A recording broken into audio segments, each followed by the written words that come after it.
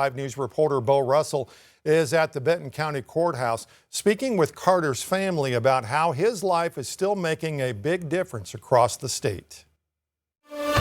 Zachary Campbell's been incarcerated for years after shaking his 5-week-old baby Carter, but today he pled guilty to murder in the first degree after injuries from that incident killed Carter 14 years later. For the Fowlers, Zachary Campbell's guilty plea closed a chapter that began when they took in a little boy through the foster care system. I feel a lot of relief in some ways and a lot of sadness still in a lot of ways, but I feel like it's finally over and we can just kind of heal and go on. They raised Carter from the time he was 14 months old, giving him a home after the brain injury he suffered as an infant left him unable to walk, talk, or eat on his own. We had him since he was 14 months old, and he never could speak a word, but he didn't have to. His face, he was smiling with his whole face. Prosecutors say this case is rare. Campbell was already serving time for first-degree battery, but after Carter died from his injuries in 2024, they were able to file murder charges. In Arkansas, a murder does not end, unfortunately, until the victim passes on. Those injuries ultimately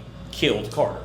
Campbell was sentenced to 230 months in prison, but inside the courtroom, Carter's family wanted people to remember the little boy, not just the case. He was the most amazing little boy. He loved music, and our favorite thing to do every day is we would rock. When Carter took his last breath, Diane says she spent 9 hours rocking him. And I knew the minute I saw him, when I went and picked him up in Conway as a foster child, that I was like, we just had a bond immediately. We just wanted to do everything we could to make his life more comfortable, knowing that it wasn't going to be more than likely would not be a long life. His legacy lives on through Carter's Law, which requires Arkansas hospitals to educate new parents about the dangers of shaken baby syndrome before they leave with their newborns. Carter's Law will help a lot with that because I will keep that going as long as I possibly can. I'm so proud that I got to be his mom, and I'll never not feel that way.